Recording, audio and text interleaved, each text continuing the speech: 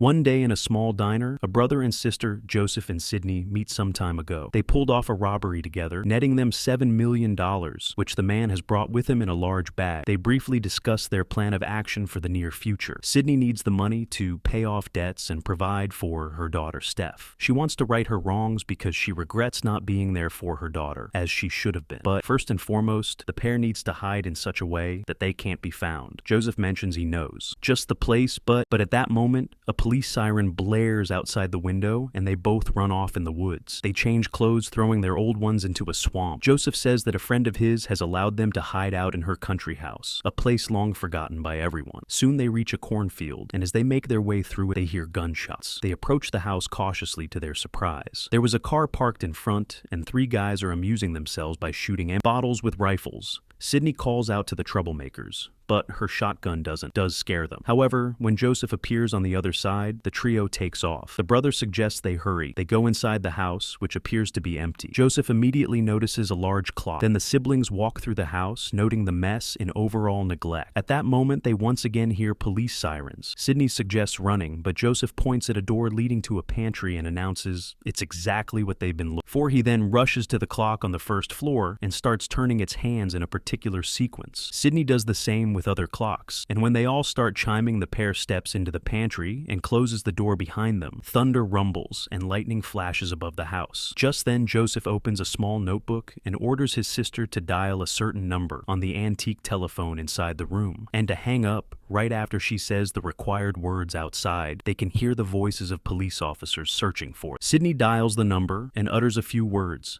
then immediately hangs up. Darkness and silence descend. Sometime later, Joseph opens the door, and they step outside. There is no one around. The house is neat and cozy. Everything is in its place, and the clocks have stopped again, following instructions. Joseph winds the clock in the living room. Sydney can't believe they actually pulled it off, and now they are safe. But Joseph reminds her they must stay there for at least 14 days, which doesn't seem too hard. The fridge is full of food and drinks, and there's a pile of discs on a table to help them pass the time. On the first day, they simply rest. Joseph goes for walks and inspects the ground, while Sydney takes a bath and tries on old dresses she finds in the closet. On the second day, they cook dinner and spend time chatting on the porch during the day. They count their loot, planning how and where they'll spend it. Sydney misses her daughter and looks at her photo, but consoles herself that soon all this will be over and they'll be able to live without needing anything. They examine the portraits hanging in the house and practice shooting, at which they both seem to be quite skilled, as they have rifles with scopes. Thus 13 days go by. One evening, Sydney explained to her brother the value of certain items stored in this strange house. For example, a bull hook is not cheap, but modern people simply don't know what it's for. Suddenly, she switches to talking about their relationship as brother and sister. The man feels he never gave her enough love and now suffers because of it. But Sydney herself thinks her life hasn't turned out too badly. She does have a daughter after all. Even so, her brother promises to do everything he can to make it up to her. Sydney then asks about his female friend who provided them with such a magical hideout.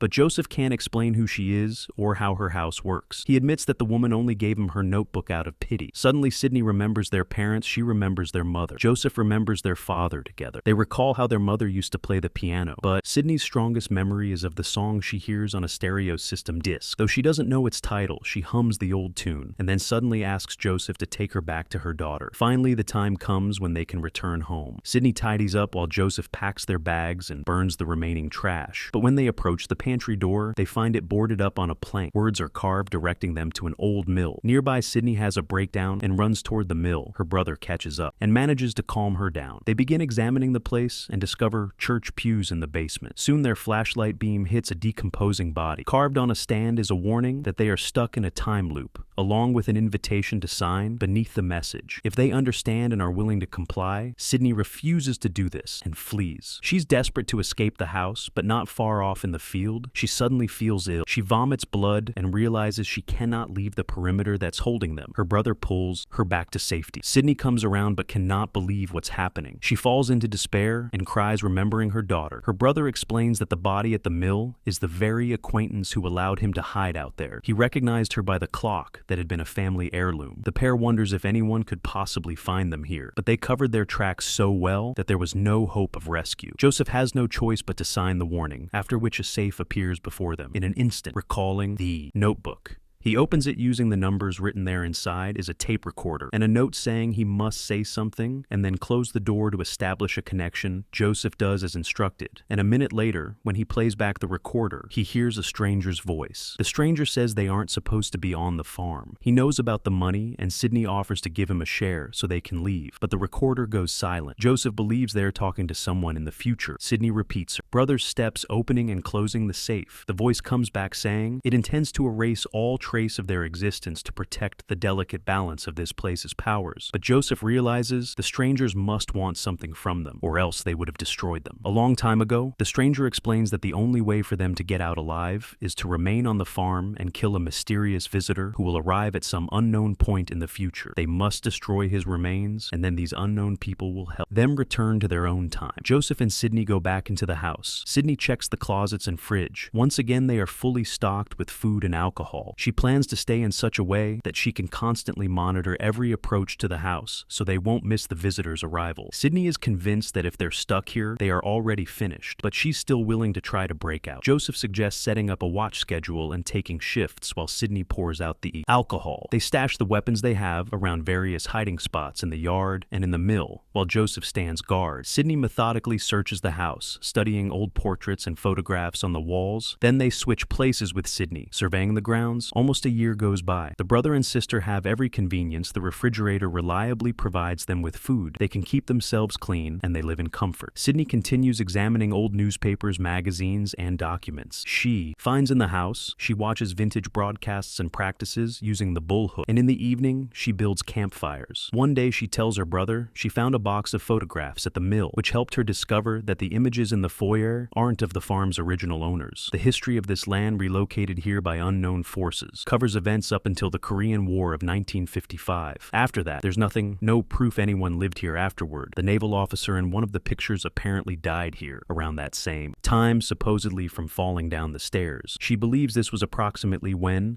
those who seized the place with their technology first arrived. They made the house their own, installing electricity, heating, and even television. For some reason, they used this downtime, and when the siblings entered, they got stuck, but that still doesn't answer their questions. Joseph becomes irritated, trying to make Sydney believe it's all his fault. He's even willing to blame their parents. He thinks the people responsible don't care about them at all. They're doing this simply because no one ever shows up here uninvited, so they'll never get home. That leaves them only to die. A slow death. A quarrel flares up between the brother and sister because Joseph is convinced that Sydney doesn't believe him and thinks he's ready to abandon her there. But he soon pulls himself together and they reconcile. They head downstairs to the foyer while Sydney watches TV. Joseph looks at the identical tattoos they both share, reminding them they're family. Their waiting drags on Joseph, tries to contact the strangers again, but the tape recorder remains silent.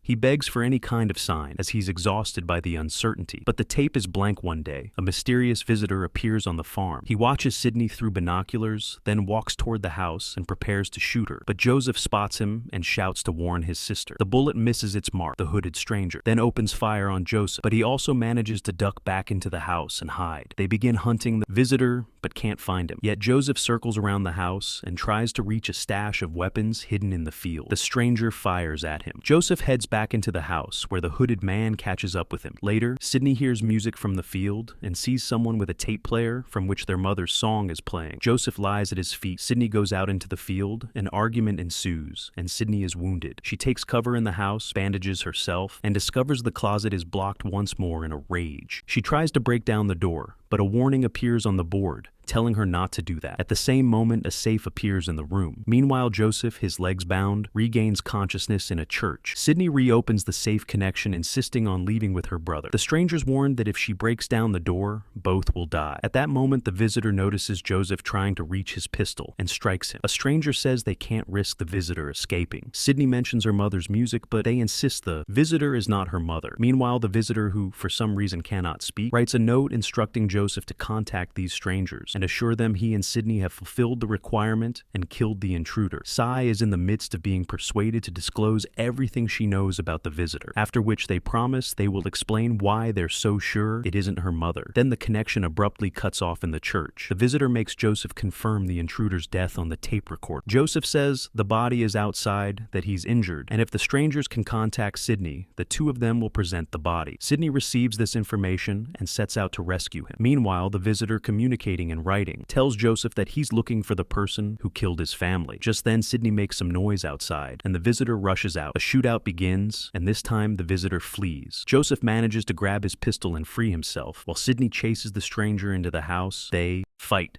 And Sidney wounds him, knocking him down, and tries to reveal his face, struggling. She finally manages to pull off his mask and recognizes her, now adult daughter, Steph. While she's trying to make sense of this, Joseph bursts in and shoots the visitor. Sidney tries to shield Steph, and the bullet hits her instead, while the brother mourns his dying sister. Steph escapes through the pantry as left alone. Joseph tells the stranger on the tape recorder that the visitor is gone. He buries Sidney, and following instructions, waits at the mill. He's transported to an unknown location and meets the stranger from the tape recorder, plus a woman. They demand information about the visitor, but Joseph knows nothing. They say he and Sidney broke the rules and will be erased, apologizing for having hoped for a better outcome. Joseph begs for one last chance. The strangers agree and send him back to the first day at the cafe. He reveals to Sidney he has lived through this cycle many times, unable to prevent her accidental death. He tells her the only way to stop it is to kill him on. If you like this video, please like, share, subscribe. Thanks watching my video.